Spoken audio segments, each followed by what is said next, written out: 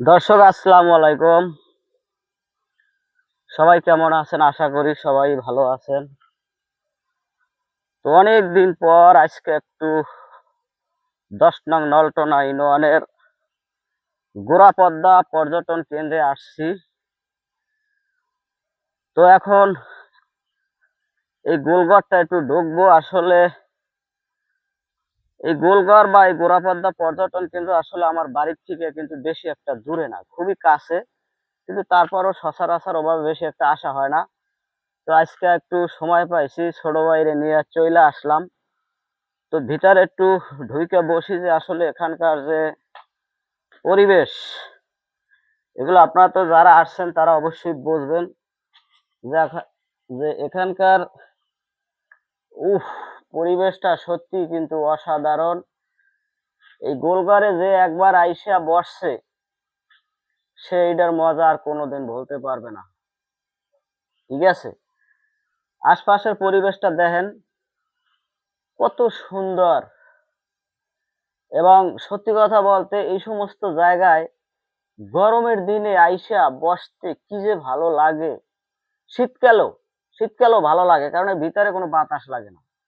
আর গরমের দিনে আপনার কিন্তু এই গাছের যে একটা ঠান্ডা, মানে টোটালটা আর কি নাতিশীতোষ্ণ, শীতও থাকে না গরমও থাকে না।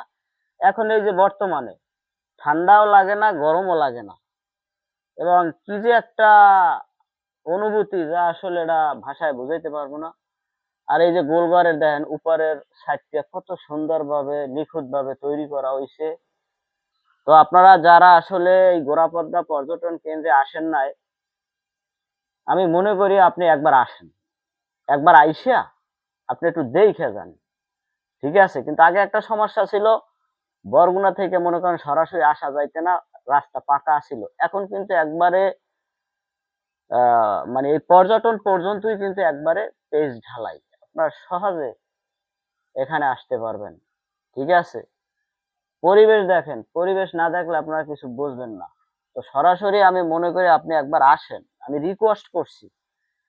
আইসে একবার দেখে যান, দ্বিতীয় যদি ভালো না লাগে দ্বিতীয়বার আর আসার আপনার দরকার নাই। পিকনিকের জন্য এখানে সব ধরনের সুযোগ সুবিধা এখানের স্থানীয় যারা কর্তৃপক্ষ আছে তারা দিয়ে রাখছে। ওই যে দেখেন প্রতিনিয়তই কিন্তু এখানে পিকনিক হয়, এটা পিকনিকের জন্য খুব ভালো একটা স্পট। আপনি সরাসরি নদীর মধ্যে যাইতে পারবেন, এবং আপনার এই জঙ্গলের ভিতরে, এখন তো মনে করেন জঙ্গলের ভিতর একবারে শুকনো, সহজেই আপনারা হাঁটাচলা করতে পারবেন। এবং আরেকটা বিষয় হচ্ছে এখানে দেখা যাইতেছে বিভিন্ন রকমের জঙ্গলের হিংস্র প্রাণী, হিংস্র না মানে প্রাণী টেরানি আছে, ভাগ্যে থাকলে মনে করেন ওগুলো আপনার চোখের সামনে পড়ে যেতে পারে। যেমন পাতি শিকেল আছে, শুয়ার আছে, বড় বড় শুয়ারের দল আছে, ওইগুলো ইচ্ছা করলে না দেখা যাইতেছে, যদি মনে করেন ভাগ্যে থাকে সামনে আপনার পড়ে যাইবে। ঠিক আছে, তো এই হচ্ছে গোড়াপদ্মার ইতিহাস। এখানে এই যে এখান দিয়ে কিন্তু ভিতরে ঢুকিয়া, ভিতরে টোটালটাই কিন্তু পার্কের মতো, সব জায়গা আপনারা ঘুরে দেখতে পারবেন। ঠিক আছে, এখানে বই কিন্তু এই যে দেখেন এই যে গড্ডা, এখানে বসে আপনার নাটকও করা যায়, যাত্রা করা যায়, কত সুন্দর একটা প্লেস। ওয়াও, ওয়াও, দারুন। ঠিক আছে, এই যে দেখছেন, সত্যি অসাধারণ। তো আমরা একটু ভিতরে ঢুকি, দেখি।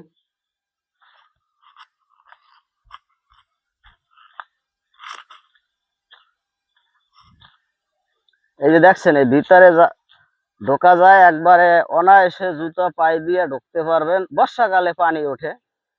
এই যে দেখছেন, ওয়াও, ওয়াও, ওয়াও, ওয়াও। ভিতরে আর যাবো না, ঠিক আছে, আমরা অন্যদিকে যাব।